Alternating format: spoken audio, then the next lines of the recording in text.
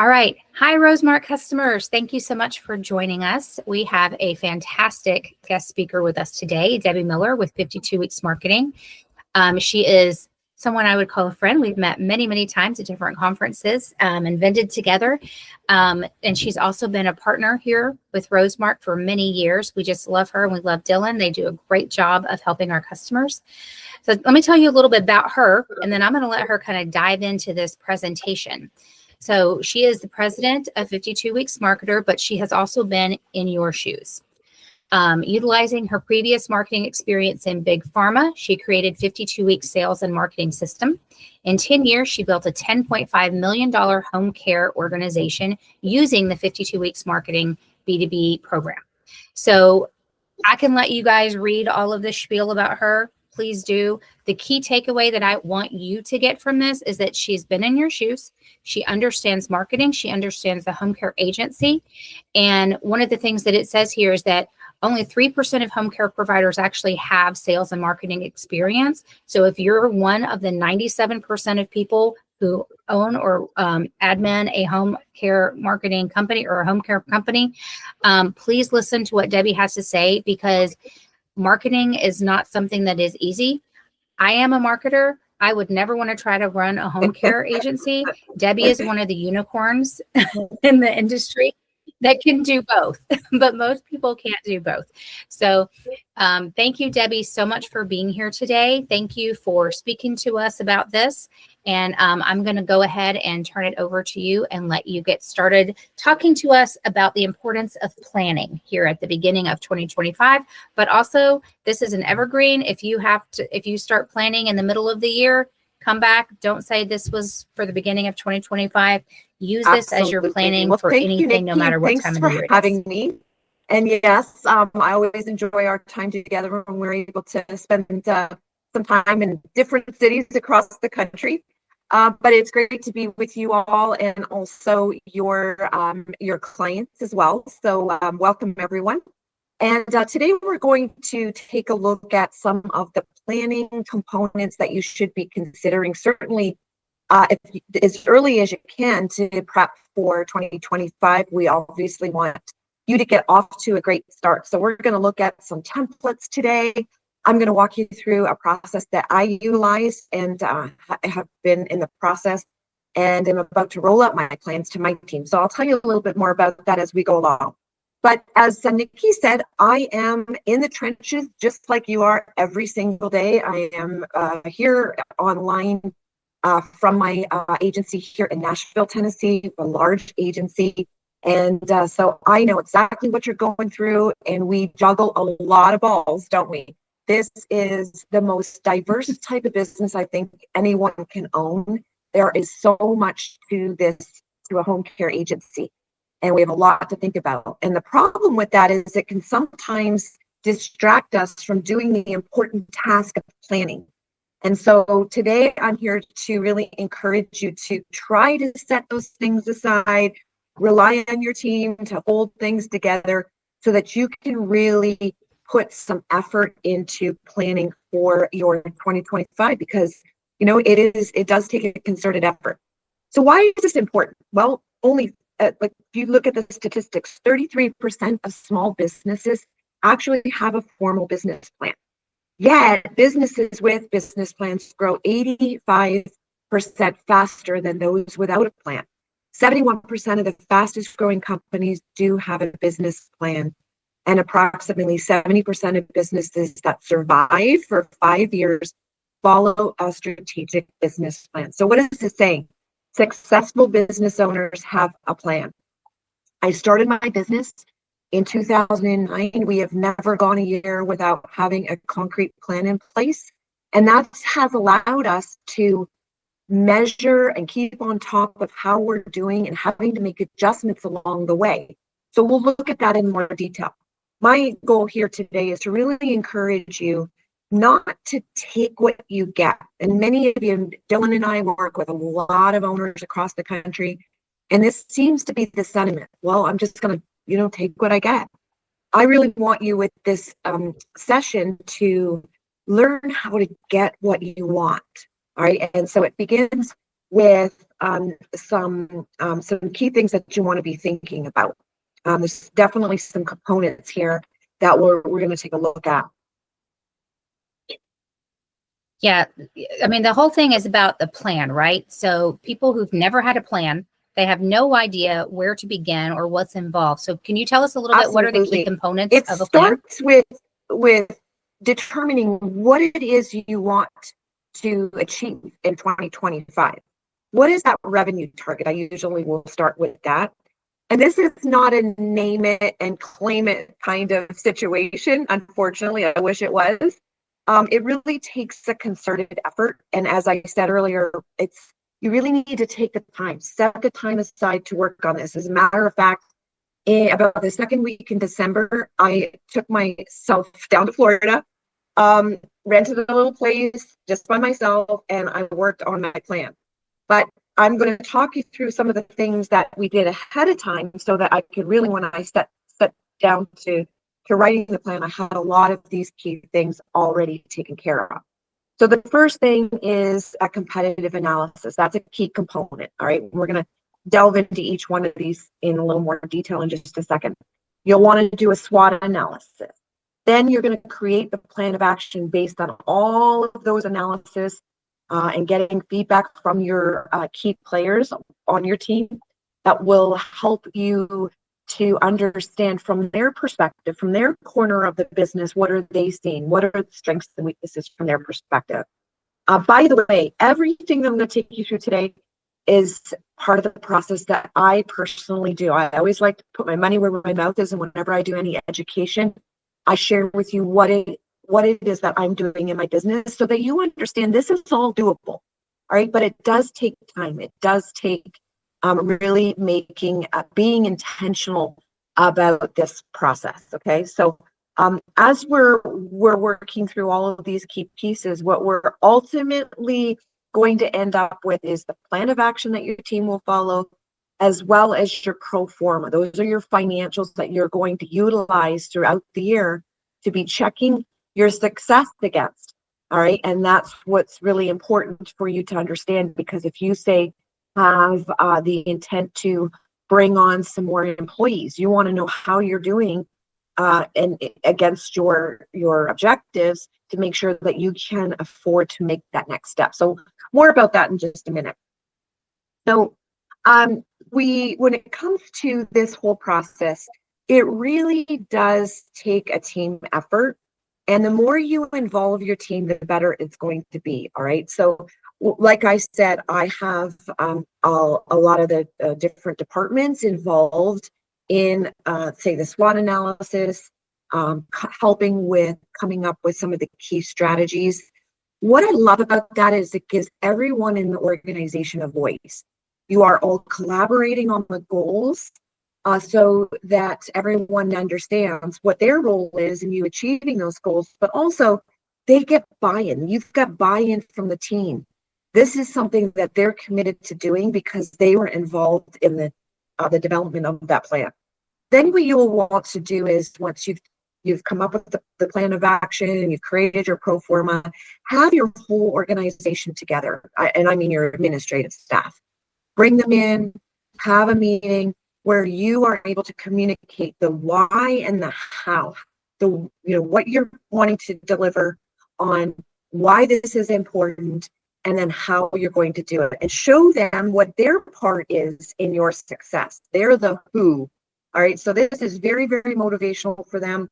I'm actually planning mine as we speak. We're having a big potluck dinner, and sometimes we do this on a weekend so that we can pull people away, but we're going to do it on an evening where no one's answering the phone. We've got our on-call folks that are managing that so that everybody can be really dedicated and focused on that.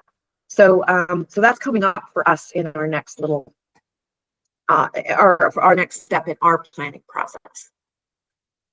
Excellent. Oh, competitive analysis. I mean, you mentioned 4 really good things that we're going to delve into. So I'm excited to hear, what exactly does a competitive analysis All right, consist of? Let's dig a little deeper here. This is going to help you better understand what your competition is doing, right? So as a home care provider, you can implement various strategies and tactics to gather insights so that you're informed about the activities and performance of your competitive agencies. And so there are some key different approaches that you can take to complete this competitive analysis. The first one is a mystery shop. This is one of the easiest ways to get a glimpse at what your competition is up to. I do this every single year. Gosh, during COVID, we did this probably 2 or 3 times because pricing was changing so much. I was trying to stay abreast of what my competition was doing. But we actually, I did this for this year. This is my whole competitive analysis. Very extensive. Yep. Wow. I had a person dedicated to this because it takes a minute to get that done because there's a lot of follow-up. You might call a company and then it takes them a minute to get the feedback, and so on. So we did a really comprehensive look at this year because we've got a lot of competition. I mean, everybody and their brother thinks they can do home care. They read the statistics, they read all the, the growing need in this space, and they think that this is something that they can do. So we've got a lot more competition coming in. So that's why this is really important. So we'll talk more about the mystery shop in a second. Other things you can be doing, you can be doing some online research, regularly monitoring their websites. What are they doing in social media, that kind of thing. Networking, when you go to industry events, how are they differentiating themselves when they stand up and introduce themselves? How does that look? What are they saying is really important? How do you measure up to what they're communicating to your community? Partnerships and alliances. If you've got great relationships with your referral sources, ask them how, is there anybody else that they're recommending? And then why? And so, just be careful how you approach this. What you never want to do is say anything negative, or you just take a posture of you're just trying to understand for your learning what other people are doing well. And of course, always ask them, is there anything that I can be doing better? And so from their perspective, how do you measure up with the competition? I think that is an amazing approach.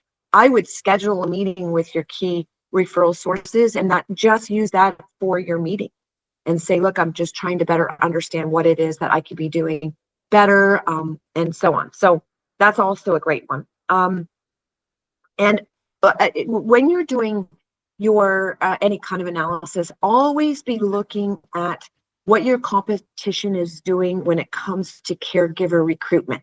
All right, what are their ads? What do their ads look like? What are they focusing on the ads? What are they paying?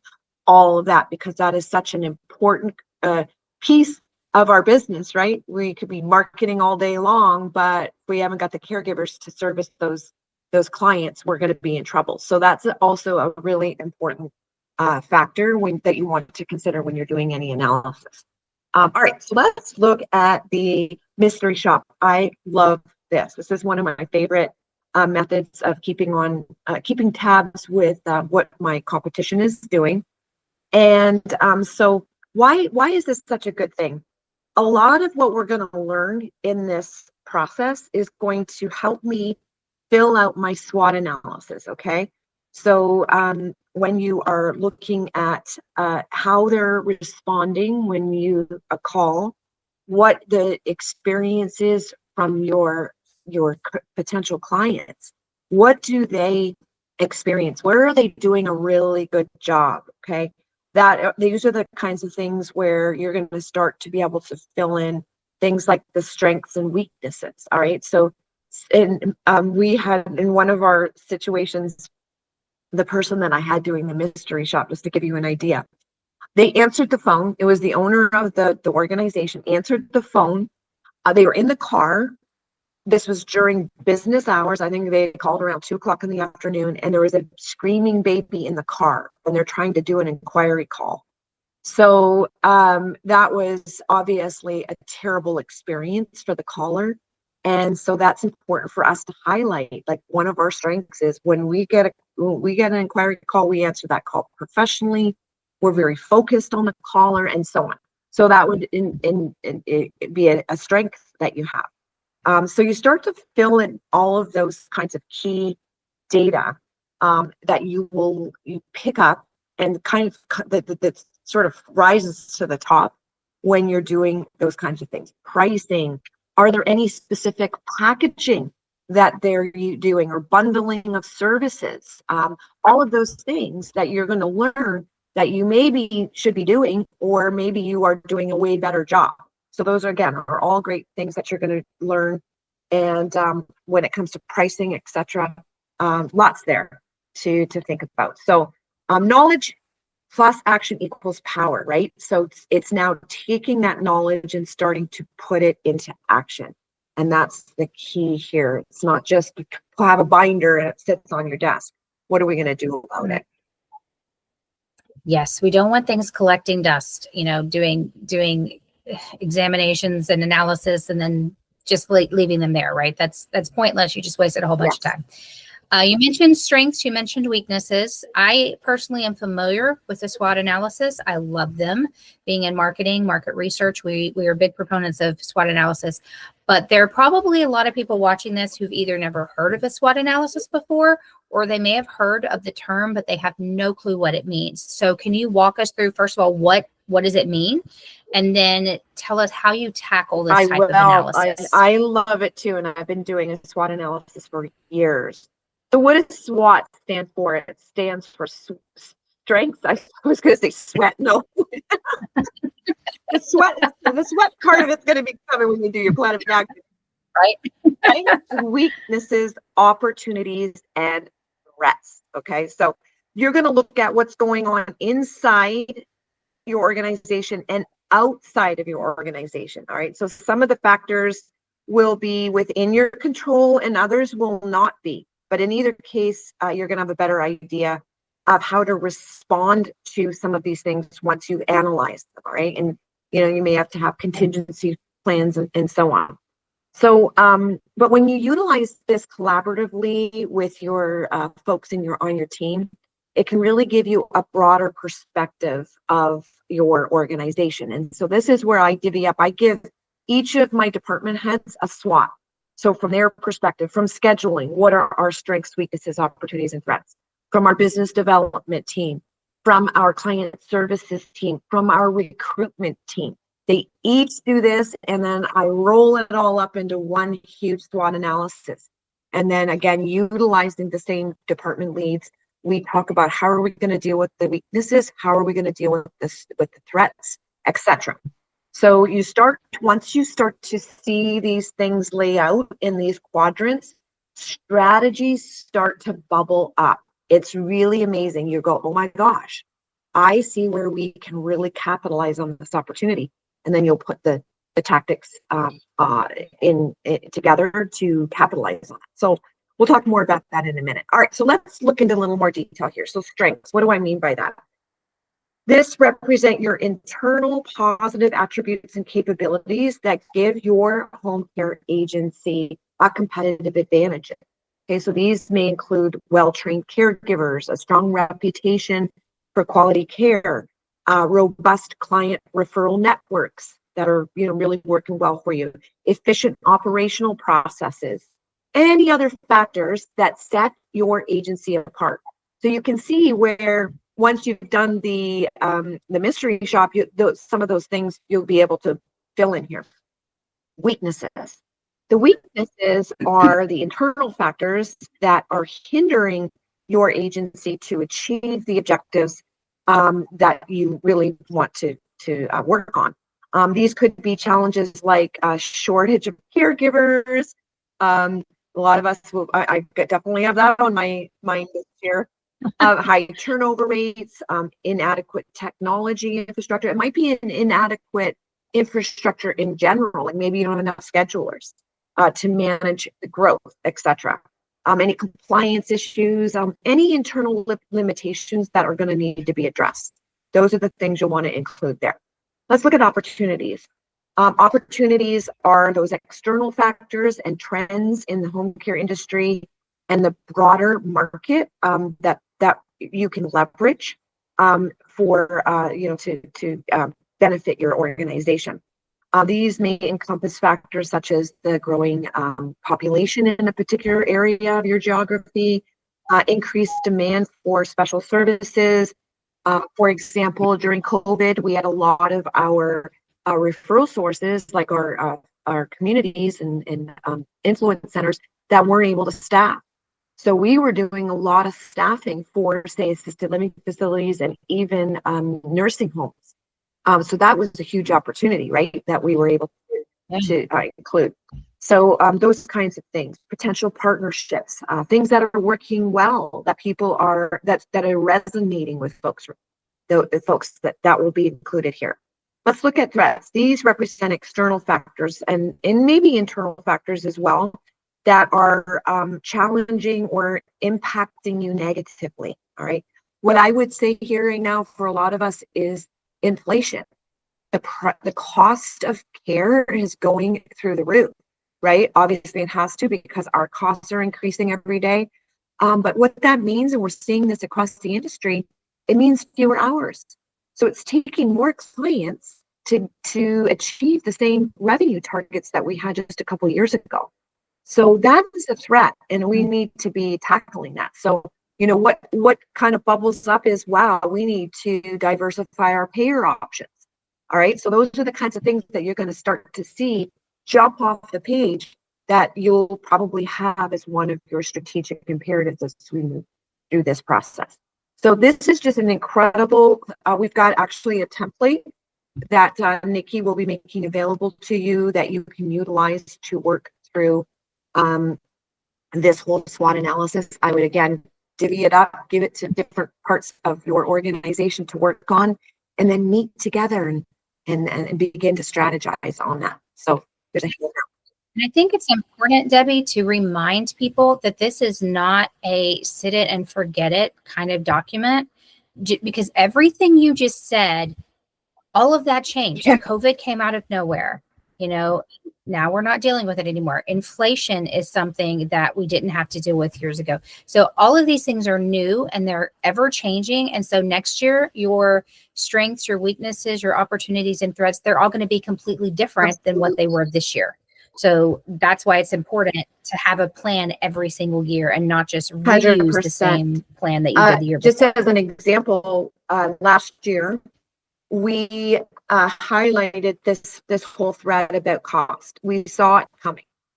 And so one of our key opportunities was to really capitalize on long-term care insurance, because there are a lot of policyholders out there in the community that don't recognize that they're probably eligible to activate their policy. Well, that is a payer source that we really tapped into that is now showing up. So we've really focused on that strategically in 2024. That is now showing up as a strength in our 2025 looking forward. It's a strength now because we were able to really focus on that. And it resonated with so many of our referral sources. So it's really cool to see how this all works together and it really strengthens your approach. So I wanted to give some examples just to get people, if they've never done this before, what might we fill in here? So, and I've got bits and pieces that have probably come from me over the years that I've actually used. So strength in this particular one, I say strong brand awareness due to educational programs. So we actually, this is true. We do a lot of education in our community. That is a huge strength for us. It differentiates us. We have strong relationships with referral sources in the south area of our territory. Okay, so that was a really good strength. And then here we've got the long-term business is growing significantly. Our recruitment is strong in the north. So this is interesting. As you see me going through this, I'm going to highlight some key takeaways that you'll be able to start to see lift off the page. Okay, our weaknesses. We were canceling shifts. A lot of these are very true. Canceling shifts due to call-offs. All right, that's been a problem for us this year. There's some caregiver apathy. I can't put my finger on it. You're probably all experiencing it as well. But ever since COVID, it's like our caregivers just don't care as much. I don't get it. I wish I had an answer to it. But it's a real weakness. Relationships with our community referral sources are weak in the north. What happened was a year ago, we lost a marketer, and it's just been hard to get that feet on the street presence back. We're there now, which is great, but I recognize that as a weakness. And then our client attrition rate was high because our caregivers in calling off, right? So you can kind of see how one is sort of affecting the other, especially when it comes to threats. So we have a growing number of competitors in the South territory that are starting to encroach on our key influence centers, right? So these folks that we have great relationships that I just said was a strength, we got all this competition coming. Price is a threat, barrier for many seniors to afford care. And attrition rate could affect our reputation. So what I mentioned was a strength that we've got this great reputation. We've got this issue with caregiver behavior. Some of the opportunities, while we want to expand our long-term care business and other alternative payer sources. So you see how the opportunity is picking up on our strength, but it's addressing the threat that we've already recognized, which is increasing price. We decided, since we're doing so well with the educational program, let's expand it to the north to help us build the relationships where we're weak in the north, and then dig deeper with current referral sources to drive more referrals and to kind of like create this barrier to entry to this new competition that is nipping at our heels. So you see how some of these things where you saw this in the strength was great relationships in the South, but we got people coming. We've got great caregiver presence in the North, but we don't have as many referrals coming. So we're going to really focus on that where we've got a ton of caregivers. And this is part of our plan this year, as a matter of fact. So I'm picking up bits and pieces that we're actually utilizing in our plan. So yeah, pretty cool when you start to see things as sort of, become very obvious as to what you need to focus on. Yeah. Oh, good. Plan of action. Okay, kids, I mentioned a minute ago when, you showed your binder and everything, and we talked about you don't just let it sit there and gather dust, right?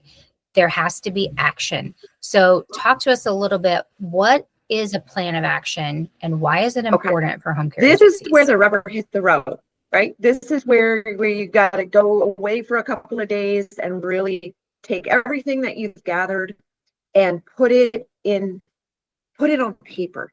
There is something so powerful that happens when you sit down and write out in black and white or type it out or whatever you're going to do your plan for the year. It sets your mind in motion, and it definitely is going to align your team around your goal, and it's going to empower them to take action. Okay, so this is all about the action that you are going to focus your organization on to be successful. So what's awesome is everybody wants to be a part of something that's great, right? They want to be part of a higher purpose. And so when you communicate this plan, they're going to understand how important they are, how important their role is in you, A, executing, and B, actually achieving the objectives that you've set forth. So as I said, I am just getting ready to have my employee meeting. My employees look forward to this every year. We celebrate our successes. We highlight, some of the challenges that they've had to deal with, and we recognize people that have done an exceptional job. So we roll a lot of that into that, but then ultimately they get to hear firsthand what our plan is for the year. So let me walk you through some of the reasons why this is important. Number one, it really gives clarity and direction to the whole team. Okay, so this is going to keep everybody on task. You've got your goal setting. They know exactly what their goals are. So the expectations are laid out, and you are going to have a much easier time holding people accountable because you have articulated what it is your expectations are of them in each of their particular roles. So setting key performance indicators is going to be a key part of this, and helping them understand what your expectations are of them to achieve these key performance indicators.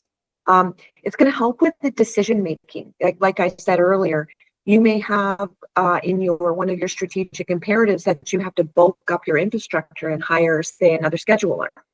But if you're not growing, if you're not meeting those financial objectives, then you may not be able to do that. So this really helps you to be wise about your expenses, and it also helps your team understand why or why not you're bringing on that next person, you're just going to feel a lot more secure in your decision making when you know where you stand against your objectives. So really, really important. There's lots of other things, but ultimately your plan of action is your roadmap for success. And we've got some great templates that you'll be able to use for that.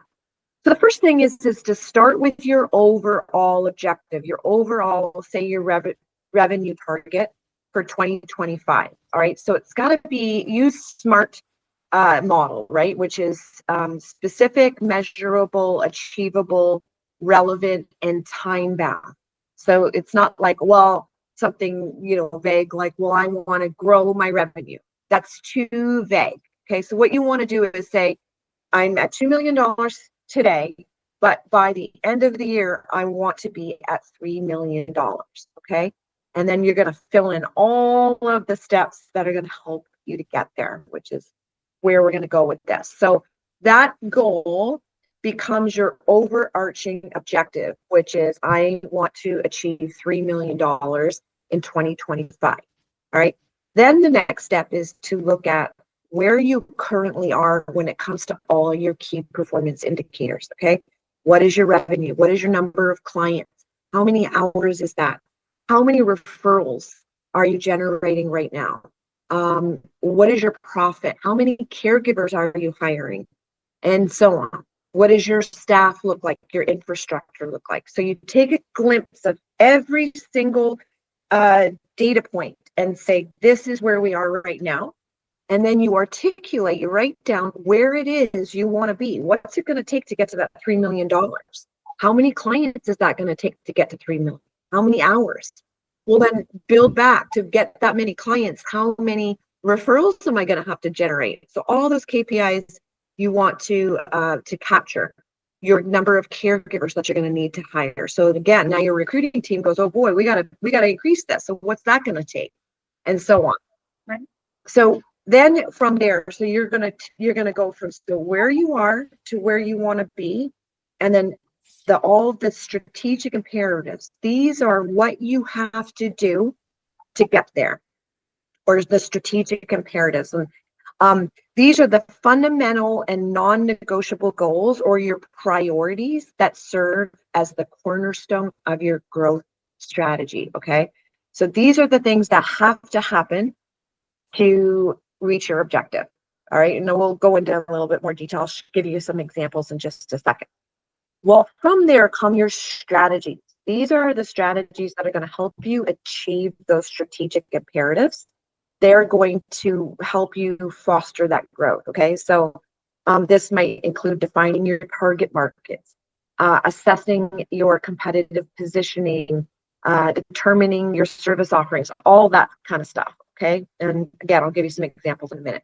And then from there come your tactics. These are the specific actionable initiatives and activities that you're going to undertake day to day to achieve your strategies, to actually implement those strategies. Okay. So this might be hiring, training, developing referral partnerships. What does that look like specifically?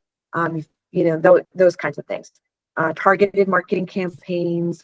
It might be around a payer source, right? So it might be getting credentialed with the VA as an example. All right. So those are all things that will help you to think about how you're going to get from, say, 2 to 3, okay, or 2 million to 3 million, or whatever it is your objective is. So let me talk really briefly about some of the KPIs around marketing, say, as an example. So with your revenue target, you're saying, okay, I want to gain $1 million this year. So then look at, well, how many clients is that going to take? That means I'm going to have to sign 170 clients this year. And then work backwards, continue working backwards. So these are all analysis that you want to undertake and to understand, so that you've got the strategies and tactics to really achieve that $1 million. It's easy to say, I want to achieve it. I want to grow by $1 million. But what does that look like? So it looks like we're going to have to sign 170 clients. Well, to sign 170 clients, I'm going to have to, based on an 80% conversion rate, that means 80% of my clients or my assessments are converting to clients, I'm going to have to do 213 assessments. Well, to do 213 assessments, I'm going to have to generate more referrals, right? So where are those referrals going to come from? Maybe it's going to come from lead sources. Maybe it's going to come from my my marketer out on the streets. Well, maybe I don't have one now. To this year, it's the year where I need to add a marketer. All right, so that might be part of my strategies that help you see what it is tactically you're going to have to do to get to that $1 million mark. So really breaking it down, and that's why it's important to highlight where you are and where you have to be, and then what it's going to take to get there. All right, so you may have to bulk up your SEO or up your budget for agingcare.com, hire a marketer, whatever it is. So all those things are going to be things you're going to be thinking about.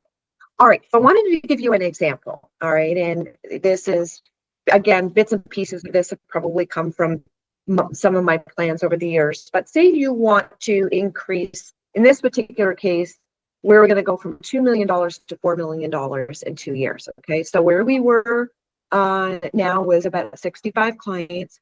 Our bi-weekly billing was at 75,000. Our attrition rate was high at 18%. Our caregivers ratio was terrible, was 1 to 2, at 1.2 to 1. So that was a problem. We only had one scheduler. All right, this is hypothetical, by the way. But where we want to be is we want to get to 130 clients. Our bi-weekly billing, we want to get to 160K. We got to get our attrition rate down. That 18% attrition is too high. We need to get that down to 8%. And the way to do that is to increase our ratio of caregivers to 2 to 1, 2 caregivers for every 1 client. With that kind of growth, we're going to need to bulk up and have another scheduler and so on. So that's where we want to be. So what are the strategic imperatives here? To get from where we are to where we want to be, we've got to expand our reach to more, expand our reach to more clients and referral sources, retain our clients because we were losing too many. We need to increase our caregiver pool, and we need to expand our operational infrastructure, right? Because that's a lot of growth, right? We can't do it with just the admin stuff that we have currently. So these are the things where now you've got to be budgeting for that and those kinds of things. So a strategy around expanding reach. Well, we want to build referral partners, say in Nashville, as an example. We need to build more referral partners, okay? So one of the tactics was here, hire a dedicated marketer for Nashville. So those are the things that, just to give you some ideas. If we look at the next strategic imperative, retaining clients. Well, what's our strategy? Improve customer service. What's a tactic? Implement the 6 promises system where we're touching base with clients 6 times, just as an example. Increase our caregiver pool. So what we wanted, our strategy was increase our caregiver to client ratio. So what a tactic might be is instead of 1 orientation class per week, we're going to increase it to 3 orientation classes per week. So that's a great tactic to support that strategy. When we think about expanding our operational infrastructure, the strategy is build out scheduling and client services department. So a tactic is hire a second scheduler who will at first act also as a client service manager. And then as we continue to build our revenue, we may divide that into 2 people.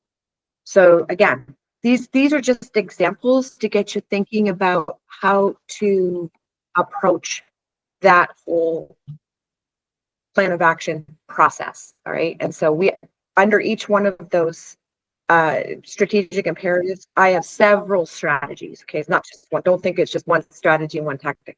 Each one of those, I probably have 5 to 6 strategies and then tactics. But these are really good examples. Yeah. So just to get folks thinking about it. All right. Yeah. So this is one of the key handouts that Nikki has that she'll be passing along to you. And again, it's just to remind you of what we just went through.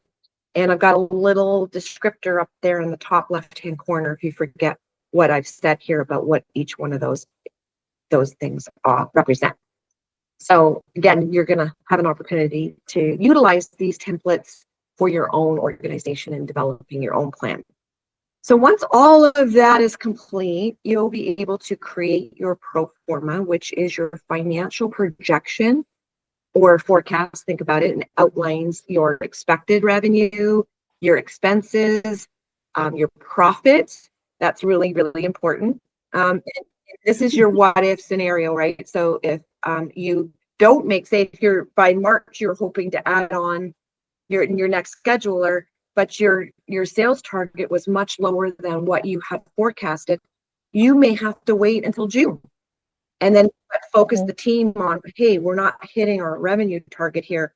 What do we have to do? You may have to adjust things. You may have to speed things up. Maybe you didn't find the perfect marketer until, till March. So now you're like, okay, let's move that hire out a couple of months until you think you're going to be able to get that revenue up. So again, it really helps you with your decision making throughout the year. You could use this for securing funding if that's something that you're needing to do.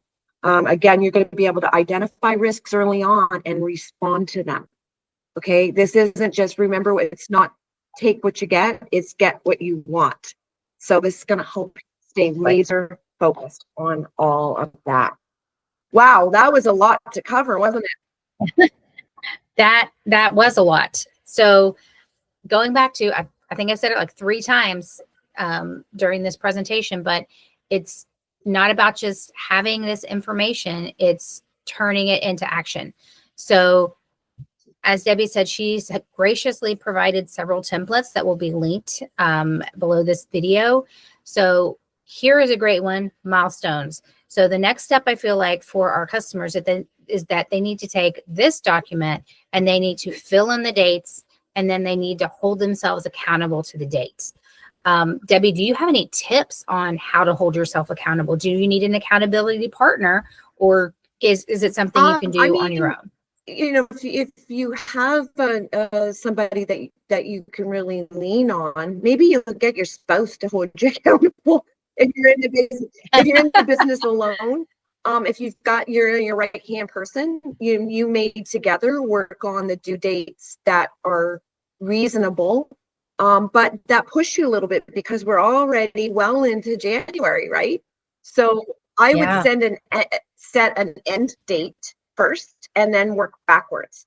But set an aggressive end date, because you don't want too much of the year to go by before you've tackled all of this. So it might be, the employee meeting. Maybe you set that, and you're going to have a pretty good structure already in place, and then work backwards. But I would say, definitely be aggressive, since we are well into the year, or well into the month anyway. And then set some time aside. So if your due date is, say February 15th to have your competitive analysis done, assign who's going to do that. And then, by this date, I want this done. And then, whatever it is, or who you're going to do, or do you need to give somebody a couple of days off to tackle that? So I start with the end in mind and work backwards. Those are some great tips. Thank you for that. So again, this is a lot of incredibly helpful information, tangible information, because these are worksheets, templates that we can take and we can use, or you guys can use in your agencies.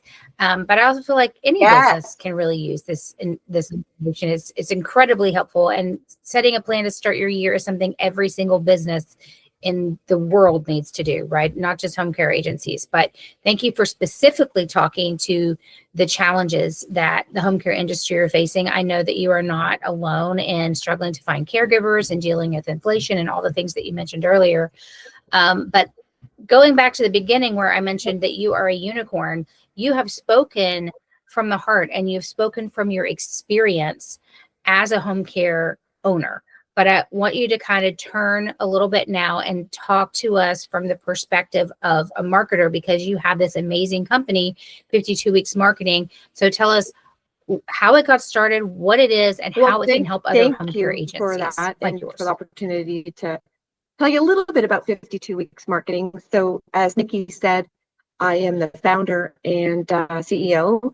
The person you're seeing on the screen right there is actually my son-in-law, Dylan. Nikki knows Dylan really well, and he has done an amazing job of really helping folks on board with our system. And what we've created is a turnkey marketing system to help you and folks who don't have sales and marketing experience. I was very fortunate to come to home care with an extensive marketing background. I worked in big pharma and led huge sales teams, but had to create all the marketing and programs and the plan of action that the marketing team used out across the country. So I had this great experience and took that experience and really developed the system that supports this business to business model, which is we are calling on folks that are engaging with seniors and their families, and we are developing relationships with them so that they refer those seniors and families to our business.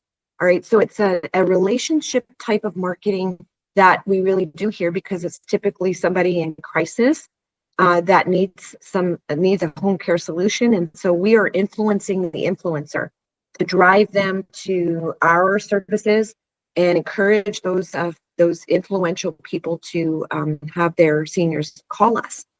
And so it's easier said than done, right? With a lot of home care owners who don't have any experience here, they've maybe hired a marketer and hope for the best. What we've done is created a real roadmap for how we can help you with hiring a marketer, coaching that marketer, giving them a system so that they can have frequent touch points with these referrers to help develop that relationship so that they feel confident in referring to your services and then become truly a partner in this care continuum. So it takes a minute. If you can't just hire somebody and cross your fingers. You want to hire somebody with a system in place that you're able to hold them accountable to. And we've gamified our system.